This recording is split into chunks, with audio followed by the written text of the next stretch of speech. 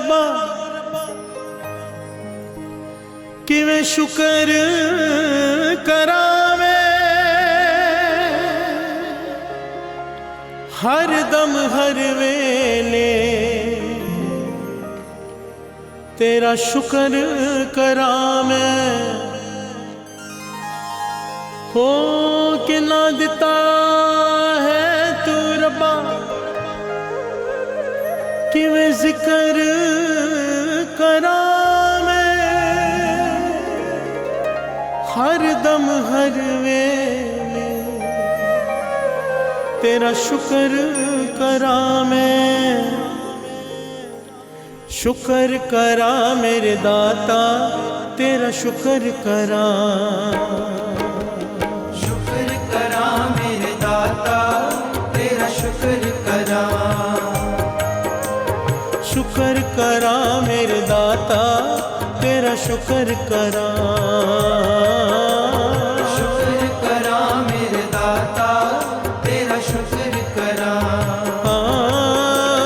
शुक्र करा मेरे दाता तेरा शुक्र करां, शुक्र करा मेरे दाता तेरा शुक्र करां, शुक्र करा मेरे दाता तेरा शुक्र करां, शुक्र करा मेरे दाता तेरा शुक्र करा, हो शुक्र करा मेरे दाता तेरा शुक्र करां, शुक्र करा मेरे दाता तेरा शुक्र करां।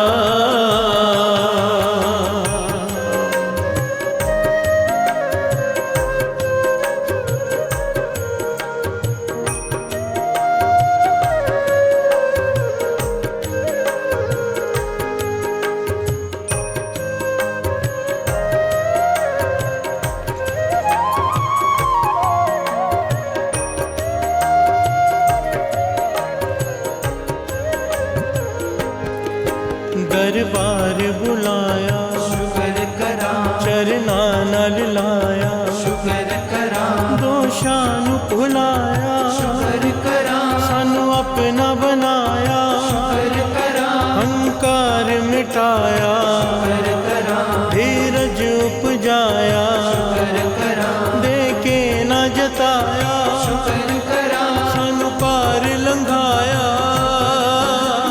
शुक्र करा मेरे दाता तेरा शुक्र करां, शुक्र करा मेरे दाता तेरा शुक्र करा, ओ शुक्र करा मेरे दाता तेरा शुक्र करां, शुक्र करा मेरे दाता तेरा शुक्र करां, शुक्र करा मेरे दाता तेरा शुक्र करां, शुक्र करा मेरे दाता तेरा शुक्र करा,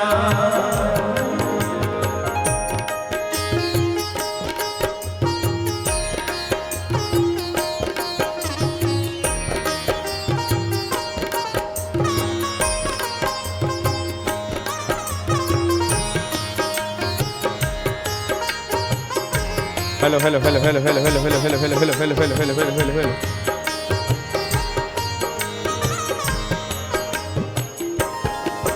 दिन रात मैं तेरा शुक्र करा, हर पल मैं तेरा, शुक्र करा, जद होवे हनेरा, शुक्र करा, जद होवे सवेरा, शुक्र करा, सुख दुख सब तेरा, शुक्र करा, कुछ भी नहीं मेरा, शुक्र करा, कण कण विच तेरा, शुक्र करा, दिसदा है बसेरा। शुक्र करा मेरे दाता तेरा शुक्र करां, शुक्र करा मेरे दाता तेरा शुक्र करा, ओ शुक्र करा मेरे दाता तेरा शुक्र करां, शुक्र करा मेरे दाता तेरा शुक्र करा, हाँ जी। करा good afternoon, very good afternoon जी, वेरी गुड आफ्टरनून। की हाल चाल? तो बढ़िया हो सारे, मस्त मौज बहार, तेरा शुक्र जिंदगी बढ़िया है सबकी।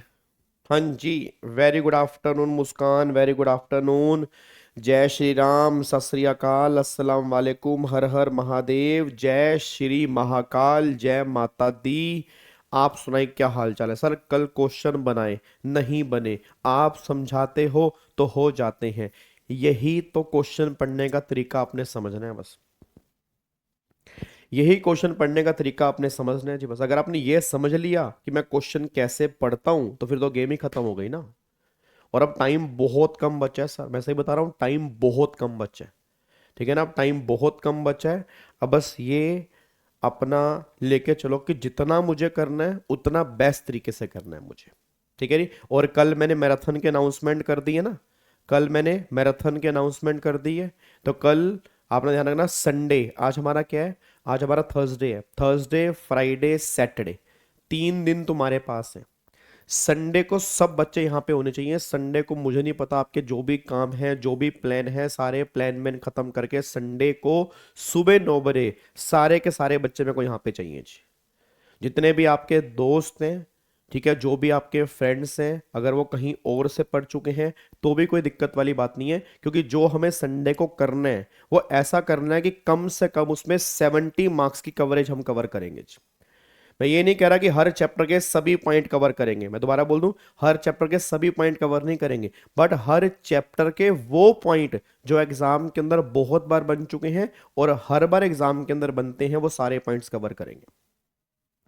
तुम्हारे दिमाग में बहुत सारे डाउट्स होते हैं कि सर अगर मान लो ऐसे होगा तो फिर हम क्या करेंगे, या क्वेश्चन में किस तरह से सोल्व करेंगे, तो वो सब कुछ हम संडे को कवर कर लेंगे।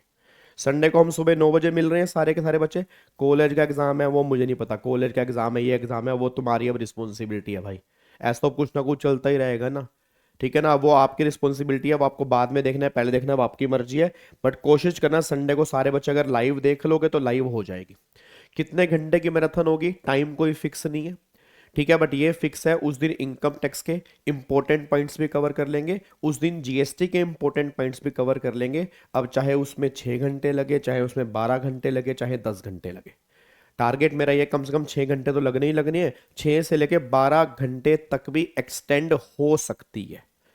ठीक है ना, पहले ही बता रहा हूं हो सकते हैं, तो आराम से चुप करके बैठे रहना बस यहाँ पे।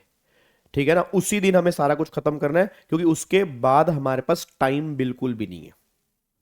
ठीक है, और उसके बाद फिर मैं एक नई सीरीज लेकर आऊंगा, और वो नई सीरीज जो होगी, वो नई सीरीज होगी वही 11 मिनट 4-5 कॉन्सेप्ट। ठीक है ना, 11 मिनट 4-5 कॉन्सेप्ट करके एक सीरीज हम लॉन्च करेंगे। फिर डेली मैं आपको यूट्यूब पर मिला करूंगा 11 मिनट के लिए, उसमें 4-5 कॉन्सेप्ट हम बहुत इंपॉर्टेंट वाले रिवाइज किया करेंगे।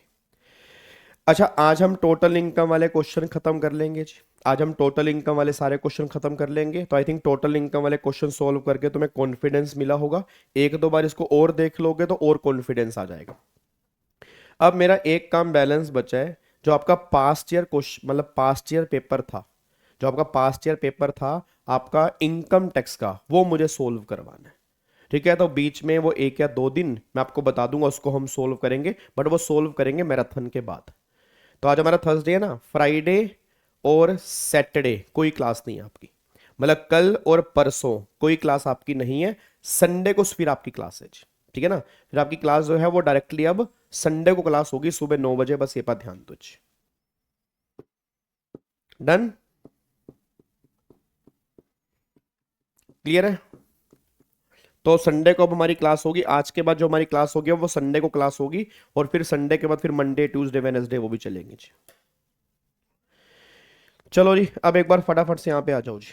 अब एक बार फटाफट से यहाँ पे आ जाओ, इधर देखो ध्यान से। अब यहाँ पे जो आज हमें क्वेश्चन करने हैं वो कौन से करने हैं साहब जी? तो साहब जी, साहब जी, साहब जी, जो हमें क्वेश्चन करने हैं यहाँ तक हमने कर लिए थे। Question number 12, question number 13, question number 14, ये 3 क्वेश्चन आज हमें करने हैं। आ जाओ फटाफट से इन 3 क्वेश्चंस को देखते हैं जी।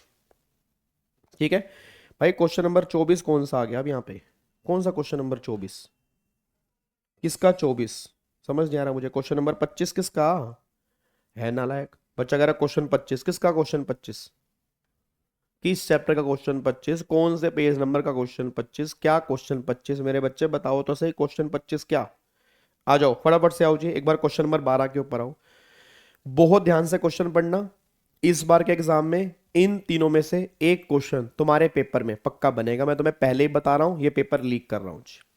12, 13, 14 में से एक क्वेश्चन इस बार के एग्जाम में कंफर्म तुम्हें देखने को मिलेगा, तो बहुत ध्यान से पढ़ना जी। आओ जी एक बार क्वेश्चन नंबर 12 यहां पे चेक करो। क्वेश्चन नंबर 12 क्या है? इधर देखो क्वेश्चन नंबर 12 यहां पे क्या निकल के आ रहा है जी। देखो क्वेश्चन नंबर 12 क्या है, कह रहा है फ्रॉम द फॉलोइंग पर्टिकुलर, ध्यान रखना, from the following particular furnished by mister X. Mister X एक इंडिविजुअल है। For the year ended 31 March 2025 you are requested to compute total income, एक तो टोटल इनकम निकालनी है एंड टैक्स पेबल निकालना है for the assessment year 25-26। Assuming, आप assume करो he opt out. Opt out का मतलब होता है उसने वो स्कीम नहीं ली। He opt out of the default tax regime, मतलब उसने डिफॉल्ट टैक्स रिजीम नहीं ली। तो जो हमें क्वेश्चन करना है वो नॉर्मल स्कीम से करना है, ठीक है ना? जो हमें क्वेश्चन करना है वो नॉर्मल स्कीम से करना है, बस ये पर ध्यान दो। अब चेक करो वो क्या लिखा है। सबसे पहला कह रहा है मिस्टर एक्स रिटायर हुआ 31 दिसंबर 2024 को, तो मतलब उसने 9 महीने कंपनी में काम किया। 9 महीने कंपनी में काम किया, 9 महीने के बाद कंपनी से रिटायर हो गया, क्योंकि वो दिसंबर में रिटायर हो गया तो अप्रैल से दिसंबर तक काम किया, जनवरी से मार्च में उसने काम नहीं किया। एट द एज ऑफ 58 साल after putting 26 year 11 1 month service, 26 साल 1 महीने काम किया, तो कंप्लीट ईयर कितने बने? कंप्लीट ईयर बने 26 साल, ठीक है। फ्रॉम ए प्राइवेट कंपनी, उसने प्राइवेट कंपनी में काम किया। कहां पर किया? मुंबई। मुंबई मतलब मेट्रो सिटी, मुंबई मतलब मेट्रो सिटी। आगे देखो, ही was paid A salary 25,000 per month, उसको 25,000 रुपये पर मंथ सैलरी मिल रही है। एचआरए उसको मिला 6,000 पर मंथ, उसने रेंट पे किया 6500 per month during the his tenure of service, मतलब जब वो काम कर रहे हैं। तो ये बातें 9 महीने की हो रही है, क्योंककि जब वो रिटायर हो गया ना उसको सैलरी मिलेगी, ना उसको एचआरए मिलेगा, ना वो रेंट पे करेगा। रिटायरमेंट, ऑन रिटायरमेंट क्या हुआ? He was paid gratuity 3.5 lakh, retirement पर 3.5 लाख की ग्रेचुटी मिली। He was covered by the gratuity act, वो ग्रेचुटी एक्ट में कवर है। He had not receive any other gratuity at any point time earlier, उसने during job कोई भी ग्रेचुटी नहीं ली, मतलब जो ग्रेचुटी ली वो रिटायरमेंट पर ली। अब देखना पड़ेगा कितनी एग्जम्प्ट कितनी टैक्सेबल वो निकालनी पड़ेगी। फिर वो कहना चाह रहा है ही हैड एक्यूमुलेट लीव 15 दिन पर एनम, उसने एक साल में 15 दिन की छुट्टियां एक्यूमुलेट की हुई हैं। एक साल में 15 दिन की छुट्टियां उसने एक्यूमुलेट की हैं during the period of his service. This was in cash by mister x at the time of retirement, उसको 3,15,000 रुपये मिले लीव इनकैशमेंट के। Average salary of last 10 month में भी टेकन 24,500, लास्ट 10 मंथ की एवरेज सैलरी निकाल के तुम्हें दी हुई है 24,500। एम्प्लॉयर हर साल की 30 छुट्टियां जो है उसको अलाउ करता है, अच्छी बात है। कह रहे आफ्टर रिटायरमेंट ही वेंचर्ड इनटू टेक्सटाइल बिजनेस, वो टेक्सटाइल बिजनेस में चला गया, वहां उसको लॉस हुआ 80,000 रुपए का, और 31 मार्च तक का लॉस है। 80,000 रुपए का बिजनेस का लॉस है। क्या बिजनेस का लॉस सैलरी की इनकम से खत्म कर सकते हैं? नहीं कर सकते जी। आगे, उसने पीपीएफ में 1 लाख रुपए डिपॉजिट करवाए। अब क्वेश्चन निकालना है। इस पूरे क्वेश्चन में 2 ही इनकम है बस, एक तो सैलरी हेड की इनकम है, दूसरा एक बिजनेस का लॉस है बस। मतलब मेन जो दिमाग हमारा चलना चाहिए ना वो सैलरी के चैप्टर में चलना चाहिए, क्योंकि जो प्रोविजन है वो सैलरी के चैप्टर के हैं, ठीक है ना? जो प्रोविजन है वो सैलरी के चैप्टर के हैं। एक पॉइंट बस बिजनेस का है, फिर एक हमारी 80C की डिडक्शन है पीपीएफ वाली, आपकी टोटल इनकम आएगी, देन आपका टैक्स आएगा जी। और नॉर्मल स्कीम फॉलो करनी है, डिफॉल्ट स्कीम फॉलो नहीं करनी जी। आओ जी अब एक क्वेश्चन करना स्टार्ट करते हैं। इधर देखो ध्यान से, अब सारे के सारे बच्चे सबसे पहले आ जाओ यहाँ पर, हमें सैलरी कितनी दी हुई है वो देख लेते हैं जी। आ जाओ जी यहाँ पर, सबसे पहले यहाँ पे सैलरी की बात करो, हेडिंग डाल देता हूँ income from salaries. Income from salary की बात यहाँ पे हो रही है, तो सबसे पहले यहाँ पर बात करते हैं बेसिक सैलरी। अब बेसिक सैलरी हमें यहाँ पर क्वेश्चन में कितनी दी है जी? 25,000 रुपये पर मंथ दी है, तो 25,000 पर मंथ सैलरी है। 9 महीने उसने काम किया, तो यहाँ पर बनेगा आपका 2,25,000 रुपये की मेरी यहाँ पे सैलरी हो गई। फिर यहाँ पर ऐड करेंगे अब ऐड करेंगे, क्या करेंगे जी, यहाँ पे उसके बाद उसको HRA मिला तो हम HRA यहाँ पे टैक्सेबल निकालेंगे उसका, हम यहाँ पे HRA टैक्सेबल निकालेंगे। अब HRA टैक्सेबल कैसे निकालेंगे वो देख लेते हैं। पहला, एक्चुअल HRA कितना मिला आपको जी, अगर मैं चेक करूं एक्चुअल HRA मिला आपको 6000 पर मंथ मिला है, तो यहाँ पर मेरे को मिला 6000 पर मंथ, एक्चुअल मिला है 6000 per month. Second, rent paid 6500 minus में 10% ऑफ सैलरी। अब सैलरी का मतलब यहाँ पर क्या है, 25000 है, DA है नहीं, कुछ कमीशन है नहीं, तो 25000 का 10% यहाँ पर कितना आएगा 2500, यहाँ पर कितना आएगा 2500। और तीसरा, मेट्रो सिटी है तो मेट्रो सिटी में सैलरी का 50%, सैलरी का 50, सैलरी कितनी है 25000, उसका 50% कितना आएगा 12500। तो अगर मैं यहाँ पे देखूंगा 6500 में से 2500 गए, कितना आ गया 4000 आ गया, ठीक है ना, 4000 पे निकल के आ गया। अब इसमें से लेस क्या है, लेस है 4000, तो 4000 लेस है मतलब ये एग्जम्प्ट है। अब मिला कितना है 6000, उसमें से 4000 पे लेस हो गया तो 2000 बच गया। कितने महीने हैं, 9 महीने हैं, तो 18000 पे मेरा HRA टैक्सेबल आ गया। अच्छा, अगर तुम्हें 9 मंथ का निकालना है एक साथ तो 9 मंथ का भी निकल जाएगा, फिर कुछ नहीं करना, इन सबको 9 से मल्टीप्लाई कर देना बस, मतलब इन सबको 9 से मल्टीप्लाई कर देना तो फिर डायरेक्टली तुम्हारा 18000 ही निकल के आएगा। अगर आपने डायरेक्टली 18000 किया तो भी मुझे कोई दिक्कत नहीं है, आपने पर मंथ का निकालकर फिर 9 से मल्टीप्लाई किया तो भी मुझे कोई दिक्कत नहीं है, बट HRA जो है वो 18000 पे टैक्सेबल आएगा, बस ये पर ध्यान दो जी। उसके बाद फिर यहां पर आएगी ग्रेचुटी। अब ग्रेचुटी कितनी टैक्सेबल है वो निकालनी है। अब ग्रेचुटी मिली कितनी है जी, मिली है 3.5 लाख। अब यहाँ पे एक बार आ जाओ जी, 3.5 लाख ग्रेचुटी मिली है, तो एक्चुअल मिली 3.5 लाख। सेकंड में लिमिट है 20 लाख। तीसरा, ग्रेचुटी एक्ट में कवर है तो half month salary 15/26 multiply last drone salary, last drone salary 25000 है, कितने साल आ रहे हैं 26 साल आपने काम किए जी, आपने 26 साल काम किया तो 15/26 मल्टीप्लाई 25000 मल्टीप्लाई 26, तो ये हो गया 3,75,000। अब मेरे को बताओ लेस कितना आ रहा है, लेस आ रहा है 3.5 लाख, तो एग्जाम्ड कितना हो गया 3.5 लाख, मिले कितने 3.5, एग्जाम्ड भी कितने हैं 3.5, तो ग्रेचुटी वाले केस में टैक्सेबल जो बनेगा वो नील बनेगा जी, क्योंकि लीस्ट कितना आ रहा है, अगर मैं लीस्ट की बात करूंगा तो लीस्ट 3.5 लाख आ रहा है ना, अब मिला भी 3.5 लाख है, एग्जम्प्ट भी 3.5 लाख है, तो टैक्सेबल कितना हो गया नील हो गया, उस केस में कुछ भी टैक्सेबल नहीं होगा, तो ये पॉइंट मेरा यहाँ पे नील निकल के आ गया, ग्रेचुटी आ गई नील। उसके बाद ग्रेचुटी के बाद फिर यहां पर अगला पॉइंट आएगा लीव इन कैशमेंट, यहां पर आएगा लीव इन कैशमेंट। अब लीव इन कैशमेंट वाले केस में देखो जी, एक्चुअल कितना मिला है लीव इन कैशमेंट जी, हाँ जी एक्चुअल कितना मिला है लीव इन कैशमेंट मिला है 3,15,000 मेरे ख्याल से। सेकंड, लीव इन कैशमेंट की लिमिट कितनी आ रही है सेकंड जी, लीव इन कैशमेंट की आपकी लिमिट जो निकल के आ रही है वो आ रही है 25 लाख, ठीक है। फिर तीसरा, 10 month salary on the base of 10 month average salary, तो ये 2,45,000 रुपये ही आ रहा है। तीसरा, फिर ऑन लीव सैलरी, अब कितने दिन की सैलरी, 15 दिन की सैलरी। अब एक बात मेरे को बताओ, आपको 26 साल आपने काम किया, हर साल में 30 छुट्टियां मिली है, तो 26 मल्टीप्लाई 30, 780 छुट्टियां मिली है, ठीक है 780 छुट्टियां मिली हैं। उसके बाद आपने छुट्टियां ले कितनी ली हैं जी, तो आपने छुट्टियां जो ली हैं उसने क्या बोला जी, उसने बोला he accumulate leave 15 days per annum, हर साल 15 दिन की वो छुट्टियां एक्यूमुलेट करता है, तो मतलब 15 दिन की छुट्टियां उसने ले ली हैं, तो 15 मल्टीप्लाई 30 400 सॉरी 15 मल्टीप्लाई 26, 15 मल्टीप्लाई 26 साल काम किया ना, तो 15 मल्टीप्लाई 26 390 दिन की छुट्टियां यहाँ पे हो गई, तो माइनस में 780, तो बैलेंस कितना बचा 390 बचा जी, ठीक है। अब 390 बचा, अब 390 डिवाइड बाय 30, तो यहाँ पे आपका हो गया मेरे ख्याल से डिवाइड बाय 30, तो ये आपका 390 डिवाइड बाय 30, तो 13 महीने की ईमानदारी आ गई, 13 महीने की ईमानदारी।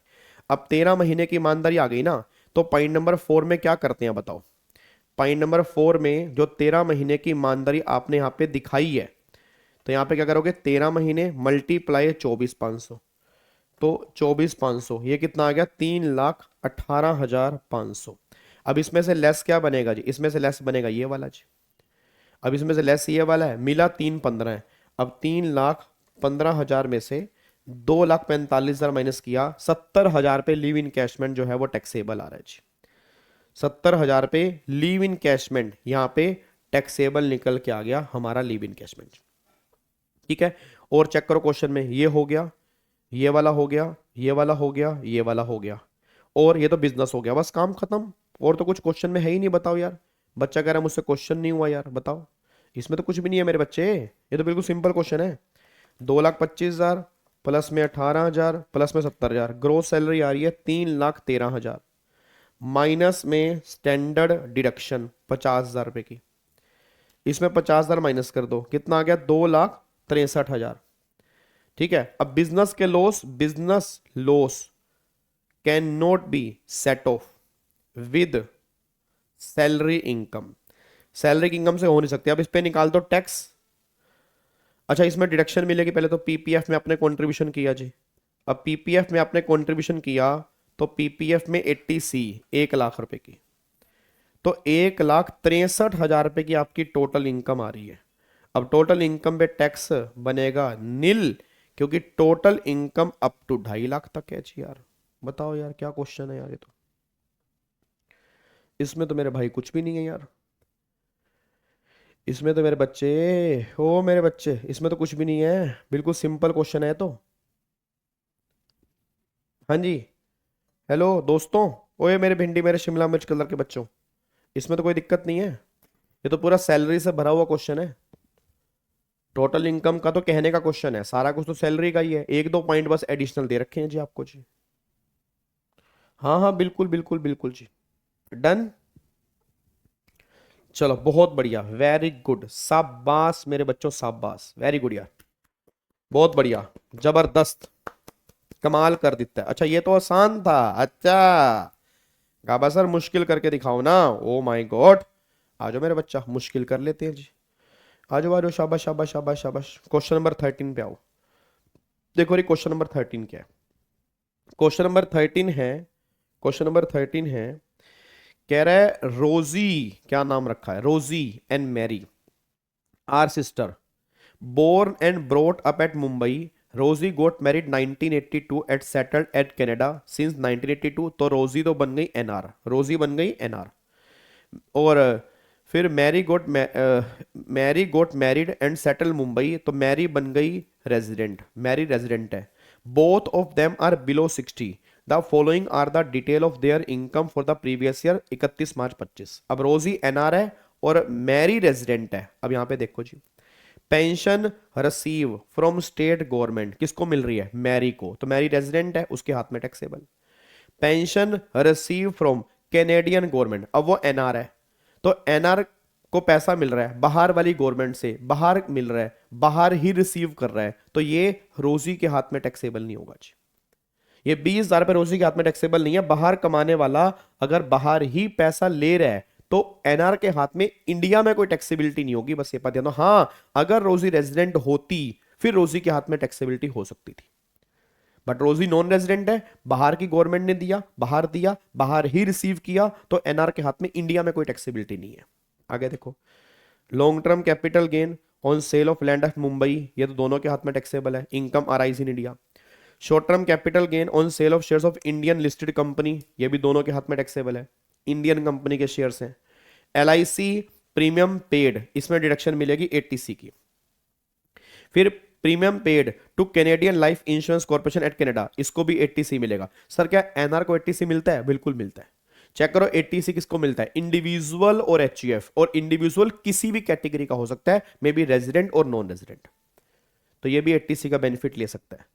Medical policy premium paid by account पे चेक, ये 80D में आएगा जी। डिपॉजिट इन पीपीएफ 80C में आएगा। Rent receive in respect of house property eight Mumbai, तो इस पे आपकी इनकम फ्रॉम हाउस प्रॉपर्टी यहां पे निकल के आएगी जी। तो आ जाओ, पहले तो एक बार फटाफट से यहाँ पे देख लेते हैं क्या क्या इनकम निकल के आ रही है। ये भी सिंपल है यार, इसमें भी कुछ खास मेरे को लग नहीं रहा वैसे तो। आ जाओ देखने, थोड़ा सा देखते हैं जी यहाँ पे। सबसे पहले सैलरी की इनकम निकाल लेते हैं यहाँ पे जी। तो यहाँ पर यह आ गया पर्टिकुलर, यहाँ पर आ गई रोज़ी जो एनआर है, ठीक है। यहाँ पे आ गई, मान लो ये रोज़ी है जो यहाँ पे एनआर है, और यहाँ पे आ गई मैरी, ये कौन है, ये आर एच, ये आर है। अब यहाँ पे सबसे पहला हमने निकाला सैलरी हेड। सैलरी हेड आपको मिल रही है पेंशन फ्रॉम स्टेट गवर्नमेंट, कितनी मिल रही है, 60,000, ठीक है। Pension from state government 60,000। अब इसमें से आपको मिलेगी डिडक्शन, आपका section number 16(1)(a) standard deduction 50,000। तो 10,000 रुपये की आपकी इनकम फ्रॉम सैलरी आ गई, ठीक है। और फिर यहाँ पर मिल रही है सैलरी फ्रॉम कैनेडियन गवर्नमेंट, ये किसी के हाथ में नहीं आएगी क्योंकि वो एनआर है ना, तो इसके हाथ में तो टैक्सेबल होगी नहीं और उसको तो मिल ही नहीं रही जी, सैलरी फ्रॉम कैनेडियन गवर्नमेंट। उसके बाद फिर यहाँ पर चेक करो जी, उसके बाद यहाँ पे देखो जी हाउस प्रॉपर्टी की इनकम आ रही है। हाउस प्रॉपर्टी की इनकम है कितनी है, यहाँ पे 60,000, 30,000, 30% की डिडक्शन मिलेगी। तो यहाँ पर आपका आएगा 42,000, 60,000 में से 30% माइनस कर दिया, और यहाँ पर आपका बनेगा 21,000 मेरे ख्याल से। 30,000 में से आपने 30% माइनस कर दिया, ये 21,000 रुपये हो गया जी, ठीक है। उसके बाद यहाँ पर देखो G capital gain. Capital gain में कौन कौन सी इनकम आ रही है। अब कैपिटल गेन में एक तो मुंबई में आपने बेचा जी LTCG ओन लैंड, 1 लाख यहाँ आएगा, 1 लाख यहाँ आएगा क्योंकि ये इनकम इंडिया में कमाई है।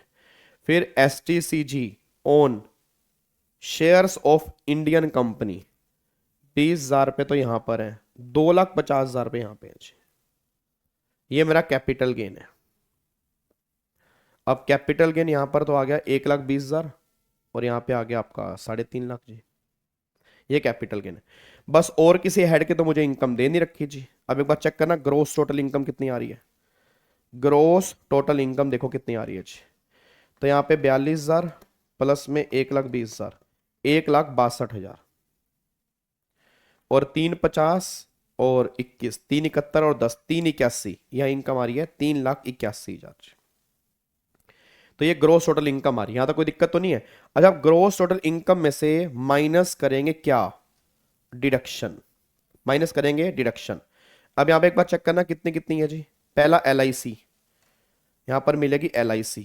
दूसरा देखो यहां पे जी, दूसरा फिर यहां पर आ रहा है ये भी LIC, ये LIC इंडिया, और ये LIC यहां पे आ रहा है कनाडा। उसके बाद अगले पॉइंट पर आओ जी, फिर मेडिकल, मेडिकल इंश्योरेंस। अगले पॉइंट में फिर क्या आ रहा है, PPF में कंट्रीब्यूशन कितना आ रहा है जी, PPF में कंट्रीब्यूशन, PPF में कंट्रीब्यूशन, ठीक है। अब एक बार चेक करते हैं यहां पर टोटल कितना आ रहा है, यहां पे टोटल कितना आ रहा है जी, बहुत ध्यान से चेक करना टोटल कितना आ रहा है। अब टोटल यहां पे जो आ रहा है इसका इंडिया वाले का तो यहां पे है 10,000, कनाडा वाले का जो है ये है 40,000, मेडिकल इंश्योरेंस यहां पे आ रहा है आपका 28,000, 25,000, ये आ रहा है 25,000। PPF मेरा कंट्रीब्यूशन है वो कितना आ रहा है, 20,000 आ रहा है। अब यहां पे टोटल कितना है, टोटल ये तो हो गया 40,000 और ये हो गया 45 और 10 55,000, ये हो गया 55, ठीक है ना। ये कितना हो गया, 55 हो गया। अब बहुत ध्यान से मेरी बात सुनना, बहुत ध्यान से। अब एक बात मेरे को बताओ, ये जो मेरी 1,62 और 3,81 की इनकम है, इसमें तो ये कैपिटल गेन भी है, इसमें तो कैपिटल गेन भी है, और तुम सब जानते हो कैपिटल गेन में से चैप्टर 6A की डिडक्शन नहीं मिलती है। ये पॉइंट बहुत इंपॉर्टेंट है। ये क्वेश्चन मुश्किल नहीं है, ये क्वेश्चन इसलिए मुश्किल बन जाता है कि बच्चे को पॉइंट ध्यान नहीं रहता। बच्चा पता क्या करता है, बच्चा इसमें से बस डिडक्शन माइनस कर देता है। भाई डिडक्शन ऐसे माइनस नहीं करनी, क्योंकि deduction long term, short term और कैजुअल इनकम में से माइनस होती नहीं है। अब ये लॉन्ग टर्म गेन है और ये शॉर्ट टर्म गेन है जी, तो इन दोनों में से डिडक्शन माइनस होती नहीं है। कितने में, कहां तक होती है? सिर्फ 42,000 तक यहां हो सकती है, और यहां पर 21 और 10 31,000 तक हो सकती है बस। तो ये यहां पर है 40, ऊपर है 42, तो भैया ये तो हो जाएगी, इसमें तो कोई दिक्कत नहीं है। तो टोटल इनकम यहां पे जो निकल के आएगी, 1,62 में से 40 गए, 1,62 में से 40 गए 1,22,000।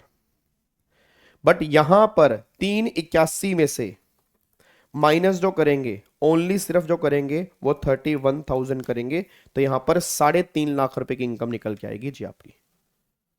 सर 3.5 लाख की क्यों लिख देता हूं यहां पर, ताकि तुम्हें याद रहे, रिस्ट्रिक्टेड टू ₹31,000। मतलब ये लॉन्ग टर्म शॉर्ट टर्म में से अलाउड नहीं होती हैं।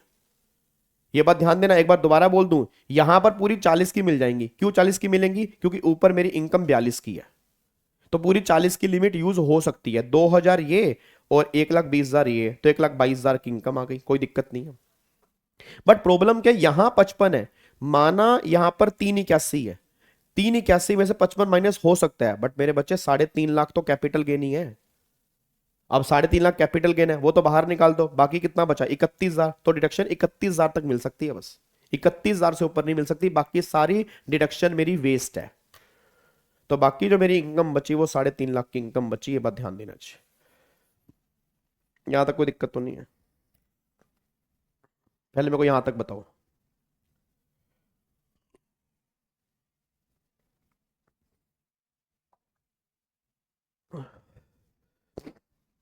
यहां तक बताओ जी, क्लियर है?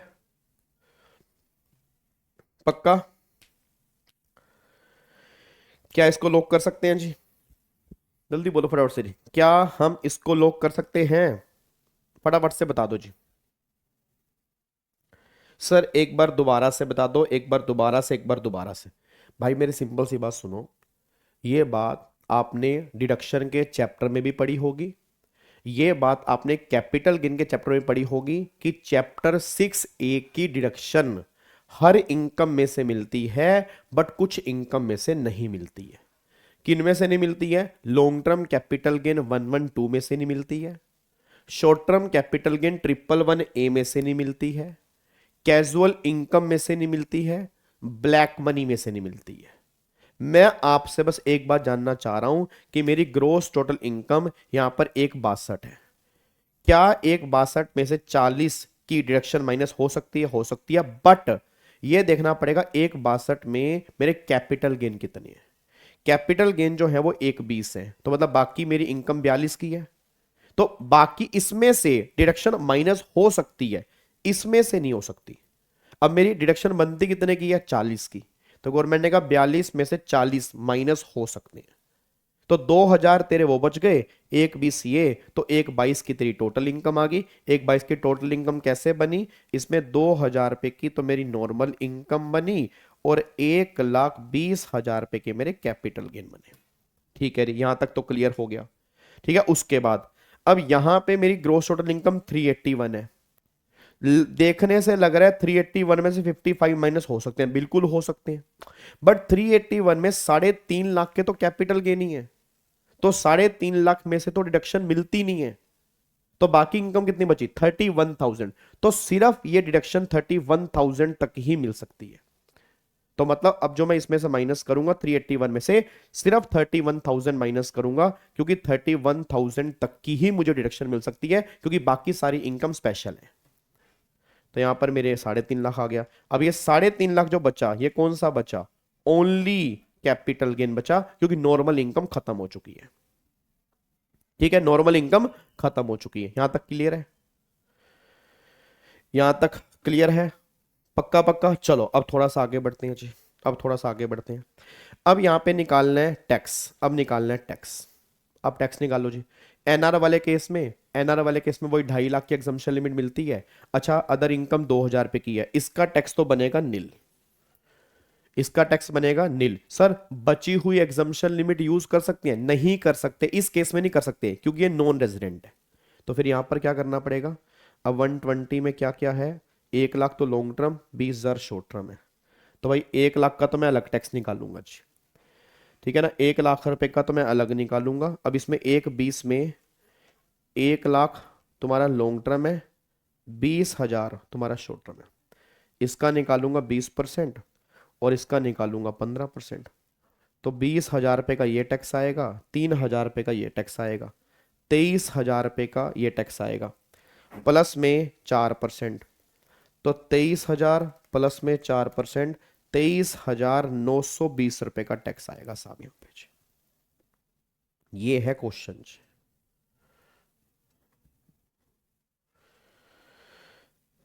कुछ भी नहीं मिलेगा भाई, 80C का हो 80U का हो, कुछ भी नहीं मिलेगा। चैप्टर 6 ए की deduction, long term capital gain 112 short term capital gain 111 इनमें से नहीं मिलती है, कैजुअल इनकम में से नहीं मिलती है, ये टैक्स आएगा इसका।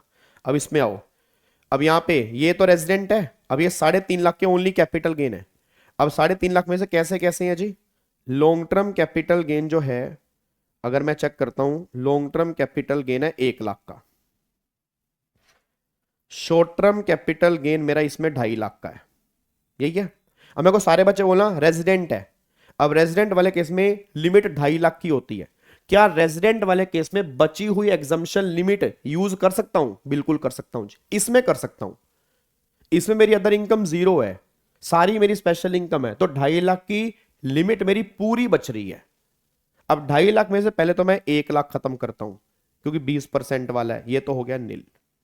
फिर 1.5 लाख बचे, वो 1.5 लाख इसमें से खत्म करता हूं, तो ये मेरे बचे 1 लाख, इसका 15%, तो ये मेरा कितना आएगा 15,000 प्लस में 4% सेस, ठीक है ना। 15,000 बचेगा ना यहाँ पर। अच्छा 15,000, अभी सुनो, अभी तो और गेम होएगी। 15,000 आ गया।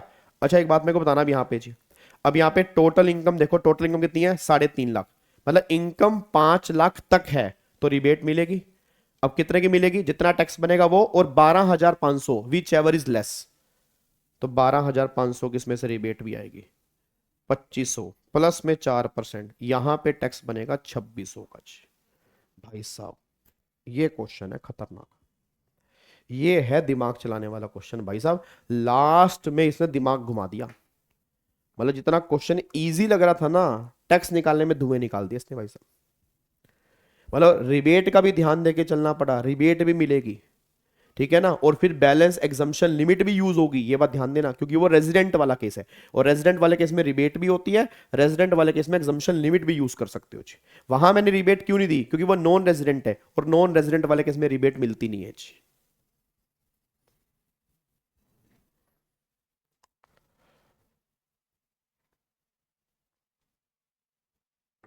नैना अगर कुछ भी नहीं कहा, दोनों स्कीम से करना होता है। अगर क्वेश्चन में कुछ भी नहीं कहा तो दोनों स्कीम से करना होता है। फिर क्या बात मेरी समझ में आ रही है जी? 20% क्यों नहीं लिया? शॉर्ट टर्म में तो 15% है ना, शॉर्ट टर्म में तो 15% है। 20% तो तब हुआ ना कि अगर आपने 23 जुलाई 24 के बाद, तो हम तो ये मान के चल रहे हैं, ये क्वेश्चन आई थिंक 2023 की बात कर रहा है, वैसे 15 मई है, तो 15 मई तो 23 जुलाई से पहले ही है, तो 23 जुलाई वाले केस में तो फिर पुराना रेट लगेगा 15% वाला जी।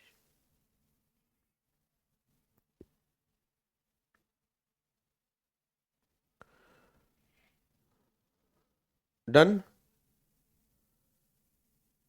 सर, ऐसे क्वेश्चन आते हैं, सारे एग्जाम के ही हैं जी, ये सब कुछ एग्जाम के हैं जी, इसके अंदर मेरा कोई क्वेश्चन नहीं है, सब कुछ पेपर के अंदर बन चुका है, और इसमें से कुछ भी पेपर के अंदर आ सकता है। और मैंने कहा ना, आज के 3 क्वेश्चन में से एक क्वेश्चन तुम्हारे पेपर के अंदर बन सकता है जी।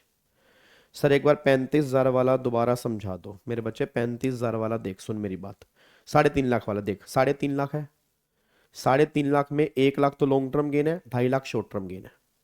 अदर इनकम है नहीं, अदर इनकम मतलब नॉर्मल इनकम है नहीं, नॉर्मल इनकम नहीं का मतलब 2.5 लाख रुपए की पूरी लिमिट बची है, उसको क्या बोलते हैं, unexhausted exemption limit.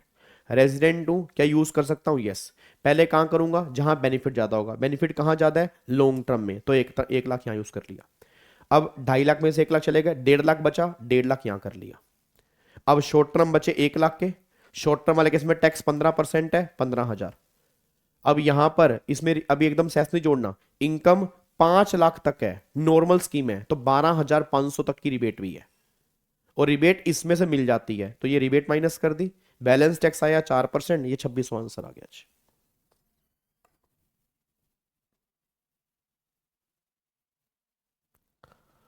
Deduction sir एक बार बता दो, डिडक्शन कहाँ नहीं मिलती मेरे बच्चे? डिडक्शन आपको स्पेशल इनकम में से नहीं मिलती, चाहे वो long term capital gain 112A हो उसमें से नहीं मिलती, लॉन्ग टर्म कैपिटल गेन 112 हो उसमें से नहीं मिलती, short term capital gain 111A हो उसमें से नहीं मिलती, batting gambling lottery casual income इसमें से नहीं मिलती, जो ऑनलाइन मनी गेमिंग की इनकम होती है उसमें से नहीं मिलती, और जो अनएक्सप्लेन मनी होती है, जो ब्लैक मनी होती है उसमें से नहीं मिलती। इन सब में से नहीं मिलती, बाकी सब में से डिडक्शन मिल जाती है। ठीक है, चलो हो भाई साहब, मजा आ गया क्वेश्चन करके, तसल्ली हो गई आज दिल की मेरे। अब आ जाओ अगले पॉइंट पर आओ जी। अब साहब जी आते हैं अगले पॉइंट के ऊपर। अगला क्वेश्चन देखो क्या है जी। अब यहां पे आओ क्वेश्चन नंबर 14। ये आ जाओ question number 14, last question total income का, देन फिर टोटल इनकम वाले सारे क्वेश्चन हमारे खत्म हो जाएंगे जी। आओ जी टोटल इनकम वाला लास्ट क्वेश्चन देखते हैं। अगर short term capital gain normal दिया होता फिर तो स्लैब रेट लगता ना, अगर शॉर्ट टर्म गेन नॉर्मल दिया होता फिर तो स्लैब रेट लगता, फिर तो ट्रिपल बने की बात ही नहीं होती। मैं तब कह रहा हूं जब ये ट्रिपल बने वाला है, क्योंकि वो शेयर्स वाला है। अगर वो नॉर्मल होता फिर तो स्लैब रेट ही लगता वहां पे, फिर तो वो नॉर्मल इनकम बन जाती। ठीक है, चलो अब एक बार यहां पे आओ। Mister X individual setup unit in special economic zone in the financial year 19-20 for production of washing machine, the unit fulfil all the conditions of section number 10AA। लो जी 10AA आ गया SEZ वाला। ठीक है, SEZ याद है, पहले 5 साल पूरा 100%, अगले 5 साल 50% of the income tax during the year 23-24। He has also set up a warehousing facility in a district of Tamil Nadu for storage of agriculture produce। ये बात कर रहा है सेक्शन 35AD की। It fulfill all condition 35AD, वही बात कह रहा है। Capital expenditure in respect of warehousing amount 75 lakh, जिसमें 10 लाख रुपए लैंड की कॉस्ट है, तो ये तो अलाउड होगा नहीं। Warehouse become operational 1 April 24। ठीक है, expenditure 75 lakh was capitalise in the books on that date. 75 lakh के कैपिटल एक्सपेंडिचर हैं जो उस साल हमने रिकॉर्ड किए हैं। अब डिटेल दे रखी है। Profit of unit located in SEZ 40 lakh. Export turnover कितनी है जी? 80 लाख की, और डोमेस्टिक टर्नओवर 20 लाख, तो 80 और 20 100 लाख रुपए की टोटल टर्नओवर है। अब 100 लाख की टोटल टर्नओवर है, तो जितने एक्सपोर्ट सेल से प्रॉफिट आए होंगे उसकी डिडक्शन मिल जाएगी 10AA के अंदर, ये बात ध्यान देना चाहिए। और प्रॉफिट आ रहे हैं warehousing facility for agriculture वाला जो है 1,05,00,000 के। अब कह रहा है compute income tax including AMT। भाई साहब AMT वाला पॉइंट भी आ गया। Under section 115 JC liability of mister x both as per section 115 BAC और एज पर रेगुलर प्रोविजन। लो जी क्लेश हो गया भाई साहब। वाह वाह मेरे बच्चे, एक बार ROR RNOR और NR कैसे चेक करते हैं बता दो, भगवान का वास्ता ये दोनों हाथ जुड़े हैं मेरे जी। चाहो तो पैर पढ़ लेता हूं, आपके दंडवत प्रणाम कर लेता हूं। ROR कैसे बनते हैं, RNOR कैसे बनते हैं, NR कैसे बनते हैं, बेटे रेजिडेंशियल स्टेटस पढ़ो ना। मेरे को तो कई बार लगता है भाई साहब क्या होगा तुम्हारा, या EET के बच्चों का एक्साइटमेंट नहीं होती घाबा सर हैं अभी EET में, बता दो ना एक बार क्या चलता है। अबे नालायको 20 दिन के बाद 15 दिन के बाद तुम्हारे पेपर हैं यार। ROR कैसे बनते हैं, RNOR कैसे बनते हैं, NR कैसे बनते हैं, बताओ यार, कमाल की बात कर रहे हो नालायक। रेजिडेंशियल स्टेटस का चैप्टर चल रहा है क्या यहाँ पे? कम से कम मेरे को समझ नहीं आ रहा, मैं खुद ही भूल गया मैंने यूट्यूब पे कितनी रिवीजन करवा दी। यूट्यूब वाले भी कह रहे चलो हटे यहां से नालायक।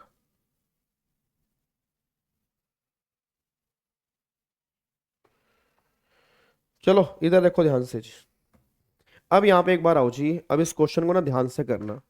पहले इस क्वेश्चन को हम डिफॉल्ट स्कीम से करते हैं आराम से। पहले बताओ डिफॉल्ट स्कीम में क्या 35AD की डिडक्शन मिलती है? नहीं मिलती, पहली बात तो ये। नॉर्मल स्कीम में मिलती है? मिलती है। क्या डिफॉल्ट स्कीम में सेक्शन 10AA की डिडक्शन मिलती है? SEZ वाली नहीं मिलती। क्या नॉर्मल स्कीम के अंदर मिलती है? मिलती है। तो पहले डिफॉल्ट स्कीम कर लेते हैं, क्योंकि डिफॉल्ट स्कीम में कुछ खास है नहीं, क्योंकि डिफॉल्ट स्कीम में डिडक्शन तो मिलनी नहीं, जो इनकम है उसको जोड़ना है, बस डेप्रीसिएशन माइनस करना है, क्योंकि डिफॉल्ट स्कीम में डेप्रीसिएशन मिल जाता है, नॉर्मल वाला, एडिशनल वाला तो नहीं मिलता, नॉर्मल वाला मिल जाता है। आउच। अब एक बार यहां पे आ जाओ फटाफट से, तो इधर देखो ध्यान से जी। तो यहां पर पहले हम बात कर लेते हैं डिफॉल्ट स्कीम की जी। ठीक है, पहले हम यहां पर डिफॉल्ट स्कीम की बात करते हैं। डिफॉल्ट स्कीम, तो यहां पर सबसे पहला पीजीबीपी। तो पहला तो एक तो यहां पे दिया हुआ है profit from unit in SEZ, कितने के दिए हैं? 40 लाख। 10AA डिडक्शन इसमें नहीं मिलेगी, तो पूरे 40 लाख के आ गए। फिर यहां पर प्रॉफिट फ्रॉम वेयरहाउस फैसिलिटी, कितने? 1,05,00,000। अब इसमें डिडक्शन तो नहीं मिलेगी, but depreciation under section 32 minus होगा। ठीक है ना। अब यहाँ पे देखो खर्चा कितना है जी, उसने खर्चा जो किया वो कितने का किया है, यहाँ पे उसने किया है 75 लाख, उसमें 10 लाख तो लैंड है, तो लैंड पे तो डेप्रीसिएशन मिलता नहीं, तो 65 लाख पे मिलेगा जी, का 10%, 6.5 लाख रुपए। तो 1,05,00,000 माइनस 6.5 लाख, 98,50,000, ये आ गया जी। तो टोटल ये हो गया आपका 40 लाख, 1,38,50,000। अब इस पे टैक्स निकालना है बस डिफॉल्ट स्कीम से जी। अब यहाँ टैक्स देख लो कितना आएगा। तो यहाँ पे टैक्स 7, 10, 10 से 12, 12 से 15, 15 से ज़्यादा, -15, 30% प्लस में ये आएगा 38,45,000 जी। 38,45,000 पे टैक्स आएगा एज पर डिफॉल्ट स्कीम। एक बार आप निकाल के देख लेना जी। अब इनकम 1 करोड़ से ऊपर है तो 15% यहाँ पे सरचार्ज है, 576,750, तो 44,21,750 प्लस में 4% सेस आएगा यहाँ पे, 44,21,750 का 4%, यह आएगा 1,76,870, तो 44,21,750 ये आएगा 45,98,620। ये आपका आएगा जी टैक्स डिफॉल्ट स्कीम में। ये डिफॉल्ट स्कीम में आएगा, इसमें तो कुछ खास है ही नहीं भाई, इसमें कुछ भी नहीं है, कुछ भी नहीं है। ये तो बिल्कुल सिंपल क्वेश्चन है डिफॉल्ट का। तो देखो 40 लाख ये पूरे लेने हैं, क्योंकि डिडक्शन मुझे मिलनी नहीं है। उसके बाद फिर यहाँ पर 1,05,00,000 है, उसमें से डिडक्शन जो मिलेगी वो 75 लाख में से 10 लाख तो लैंड है, तो मिलेगी 65, बट 65 में से डेप्रीसिएशन माइनस कर दिया 6.5 लाख का, तो वो मिल गई, तो बैलेंस आपकी इनकम आ गई। वैसे बैलेंस आपकी इनकम आ गई, तो ये आपका आंसर निकल के आ गया जी। ठीक है, अब यहां पे आ जाओ नॉर्मल स्कीम। अब बात करते हैं नॉर्मल स्कीम की जी। अब नॉर्मल स्कीम में क्या है, नॉर्मल स्कीम में देख लो यहां पे जी, यहां पे profit from SEZ 40 lakh, section 10AA की डायरेक्शन कितनी मिलेगी? 40 लाख के प्रॉफिट है, 1 करोड़ की टर्नओवर है, और यहां पर 40 लाख के प्रॉफिट है, 1 करोड़ की टर्नओवर है, और 80 लाख की एक्सपोर्ट है। तो हमें एक्सपोर्ट वाले देखने हैं, तो 80 लाख पे कितने मिलेंगे? तो 40 डिवाइड बाय 100 मल्टीप्लाई 80, 32 लाख। अब 32 लाख ना, अब यहां पर किसकी बात हो रही है? 24-25 बना कब है ये? 19-20, तो 19-20 आपका पहला साल सेटअप है, 19-20, 20, 21, 22, 23, 24, तो 5 साल हो गए हैं जी। अब अगर 5 साल यहां पे हो चुके हैं तो उसके बाद मिलेगी 50% जी। भाई 5 साल हो चुके हैं ना, तो 5 साल हो चुके हैं, असेसमेंट ईयर 25-26, तो यहां पे आपको मिलेगी ऑपरेशन जो आपने किया है 5 साल से ऊपर हो गया, तो 5 साल से ऊपर हो गया, इसका 50% निकालना पड़ेगा, कितना आएगा? 16 लाख रुपए। 16 लाख रुपए की मिलेगी यहाँ पे जी। तो ये कितना हो गया आपका, मेरे ख्याल से 24 लाख, ये हो गया 24 लाख जी। उसके बाद फिर यहाँ पर profit from warehouse 35 AD, 1,05,00,000, उसमें से डिडक्शन मिलेगी 35 AD की, कितने की, 65 लाख की, क्योंकि लैंड की तो मिलती नहीं, तो बैलेंस कितना बनेगा, 40 लाख बस। तो आपकी टोटल इनकम जो बनेगी यहाँ पे 64 लाख की बनेगी जी। अब 64 लाख पे टैक्स निकाल दो जी। 64 15 लाख से कितने ज्यादा है, उसका 30% प्लस में 1,40,000, ये बनेगा 16,10,000 जी। 16,10,000। अगर मैं यहाँ पे, अच्छा रेगुलर स्कीम है ना, तो 64 लाख ना, 54 लाख का 30% प्लस में 1,12,500, 17 lakh 32,500। Sir but ICAI study mat में कहा था 1/4/22 के बाद डिडक्शन नहीं मिलेगी, बेटे वो तब नहीं मिलेगी जब बिजनेस सेटअप आपने उसके बाद किया हो। तो बिजनेस सेटअप तो यहां से पहले है, अगर आपने सेटअप पहले किया है तो डिडक्शन मिलेगी, सेटअप आपने उस दिन के बाद किया तब नहीं मिलेगी, सेटअप तो यहां पर पहले है जी। और यहाँ पे सेस जोड़ दो, पहले यहाँ पे सरचार्ज जोड़ो यहाँ पे जी। सरचार्ज लगेगा यहाँ पे नहीं, 64 लाख की इनकम है ना, टोटल इनकम कितनी आ रही है यहाँ पे, 64 लाख की इनकम आ रही है।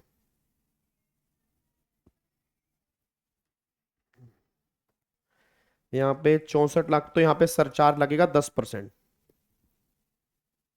AMT बाद में निकालेंगे ना, पहले नॉर्मल टैक्स तो निकाल लो मेरे बच्चे, यहाँ पे नॉर्मल टैक्स तो निकालो ना, AMT तो उसके बाद आएगा, पहले यहाँ पे नॉर्मल टैक्स निकाल रहा हूं। 1,73,250। डेप्रीसिएशन क्यों मिलेगा, डेप्रीसिएशन तब मिलता है जब 35 AD की डिडक्शन नहीं मिलती, नालायक। डेप्रीसिएशन कब मिलता है, जब 35 AD की डिडक्शन ना मिली हो। जब तुम्हें 35 AD की डिडक्शन मिल गई है तो डेप्रीसिएशन किस बात का मिलेगा यहाँ पे।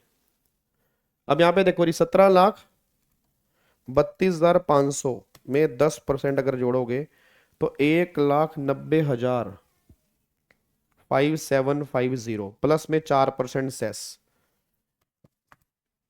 1,98,1980 ये आएगा जी। 19,81,980 जी, 19,81,980। तो यहां पर निकल कर आएगा 19,81,980, ये इसका फाइनल टैक्स आएगा नॉर्मल स्कीम में जी। ठीक है, ये इसका फाइनल टैक्स आएगा। अब बताओ यहां पर, अब AMT निकालना है, अब AMT भी निकालना है। अब बताओ AMT कैसे निकलेगा, अब जो ये टोटल इनकम आई है, ये टोटल इनकम इसी को बेस ले लेंगे जी। अब यहां पे आओ, अब निकलेगा AMT। अब यहां निकालो एडजस्टेड टोटल इनकम। अब यहां पे देखो जी, एडजस्टेड टोटल इनकम में 64 लाख है तुम्हारा, प्लस में 10AA की डिडक्शन जोड़ दो, कितनी मिली है, 16 लाख, प्लस में 35 AD की डिडक्शन जोड़ दो, कितनी है, 65 लाख, माइनस में डेप्रीसिएशन कितना है, 6.5 लाख। ठीक है, अब मुझे बताओ ये आपकी एडजस्टेड टोटल इनकम आ रही है जी। तो 64 लाख प्लस में 16 लाख प्लस में 65 लाख माइनस में 6.5 लाख, तो 1,38,50,000। इस पे लगेगा 18.5%, इसका 18.5% जी, तो आएगा 25,62,250। अब इसमें सरचार्ज 15%, तो आएगा 3,84,338। अब इसमें 25,62,250 में जोड़ दोगे तो 29,46,588। और अब यहां पे 4% सेस। सर AM 2 लाख तक है तो AMT नहीं निकलेगा ना, हाँ बट इसमें तो ज्यादा है ना, अगर रजिस्ट्री टोटल इनकम 20 लाख तक है तब नहीं लगेगा जी, बट इसमें तो ज्यादा है। 117,864, 29,46,588, तो ये आ गया 30,63,452 जी, 30,63,452। ये आएगा 29,46,588 प्लस में 4%, ये 30,64,000, 30,64,000 यहाँ पे आएगा जी। 30,64,452। अब ये मेरा AMT है। अब एक बात मेरे को बताना है, AMT ये है, नॉर्मल टैक्स कितना आ रहा था आपको? नॉर्मल, ये नॉर्मल जो निकाला था आपने 19,81,980। अब मेरे को बताओ देना कौन सा पड़ेगा जी? सारे बच्चे बोलो देना कौन सा पड़ेगा? ऑब्वियस सी बात है ये वाला देना पड़ेगा। अब ये बैलेंस आपका वो मिल जाएगा क्रेडिट जी। तो 19,81,960 रुपये अगर मैं देखता हूं, 980 सॉरी, तो इसमें से 30, 64, 452 माइनस में 1981980, तो इतने का मुझे क्रेडिट मिल जाएगा जी। ये हो गया AMT क्रेडिट। बच्चा कह रहा है सॉरी सर हमारा सरेंडर है। Gaba sir I am sorry, sorry sir, sir हमारा सरेंडर है Gaba sir, sorry Gaba sir. अच्छा चलते हैं, दुआओं में याद रखना गाबा सर प्लीज ना। ये नहीं हो पाएगा गाबा सर, हम छोड़ आएंगे सर, गाबा सर क्वेश्चन छोड़ाएंगे सर, इतना मुश्किल क्वेश्चन हमसे हो नहीं पाएगा, सॉरी। ओह नो, बेटा करना पड़ेगा। हाँ, और इसमें है क्या, एक बात बताओ, इसमें है क्या? नॉर्मल टैक्स निकाला है मैंने, नॉर्मल टैक्स के बाद फिर मैंने AMT निकाला। AMT में करना क्या होता है, जो तुम्हारी नॉर्मल टोटल इनकम है उसमें 10AA की डिडक्शन जोड़ दो, 35AD की डिडक्शन जोड़ दो, फिर इस पे जो डेप्रिसिएशन मिलना चाहिए 6.5 लाख का वो माइनस कर दो। ये तुम्हारी एडजस्टेड टोटल इनकम है, इसका 18.5%। फिर इसमें सरचार्ज क्योंकि ये 1 करोड़ से ऊपर है, फिर 4% सेस, ये मेरा AMT आ गया। अब याद करो मैंने क्लास में क्या कहा था, AMT और normal tax whichever is higher, तो हायर तो नॉर्मल टैक्स बनेगा, तो सॉरी यहाँ पे हायर बनेगा AMT, तो वो देना पड़ेगा। बैलेंस का मुझे मिल जाएगा AMT क्रेडिट, ये पॉइंट आएगा।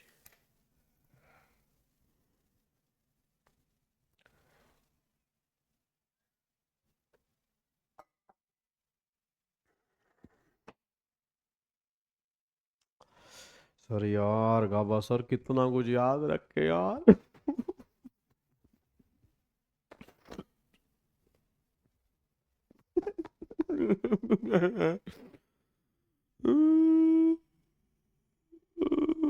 गाबा सर बचा लो, पेपर दे आओ हमारा टैक्स का, गाबा सर पेपर दे आओ। नालायक, दिल छोटा नहीं करना है ऐसे बेटे, बहुत तैयारी की है आपने भी, बहुत तैयारी की है और आपके अंदर कैलिबर है, और आप ही पेपर देकर आएंगे और आप ही बहुत बढ़िया क्लियर करके आएंगे और आप ही बहुत अच्छे नंबर लेकर आएंगे। परफेक्ट बनने की कोशिश नहीं करनी, अपना बेस्ट देना बस। ये नहीं कि सर परफेक्ट बनना है, सर बिल्कुल करेक्ट एकदम जबरदस्त, जैसे आप ना, ऐसा नहीं, अपना बेस्ट देना है। आप देखना अगर आप क्वेश्चन ध्यान से पढ़ के अपना बेस्ट दे दोगे ना, मैं गारंटी दे रहा हूं तुम्हारे बहुत बढ़िया नंबर आएंगे। बस आप ये ठान लो कि सर मुझे अपना बेस्ट देना है, बस मेरे बेस्ट देने में कोई कमी नहीं होगी, बस ये पर ध्यान दो, मुझे सिर्फ इतना चाहिए, बस ये पर ध्यान देना चाहिए।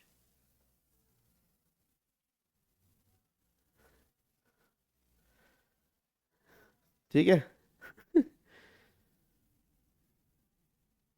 हाँ, बच्चा कह रहा है ज्यूम कर लेंगे, या आउट ऑफ सिलेबस था।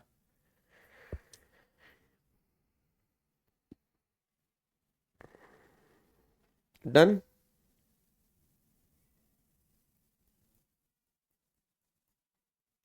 जो बच्चा का चौहान साहब, सबका अलग अलग भी निकाल सकते हो, एक साथ भी निकाल सकते हो, कोई दिक्कत वाली बात नहीं है। इंस्टीट्यूट इतना तुम्हें ध्यान नहीं देगा, आंसर सही निकल गया, प्रेजेंटेशन सही हुई, काम चल जाएगा जी। ये सारे क्वेश्चन मैंने नोट फॉर ऑल के अंदर भी करवाए हैं, ये सारे क्वेश्चन मैंने नोट फॉर ऑल के अंदर भी करवाए हैं, मैंने दोबारा से करवा दिए क्वेश्चन, क्योंकि क्वेश्चन है ही इतने इंपॉर्टेंट। ये सब क्वेश्चन नोट फॉर ऑल वाली सीरीज में किए हुए हैं, एक बार फिर दोबारा से मैंने करवा दिए।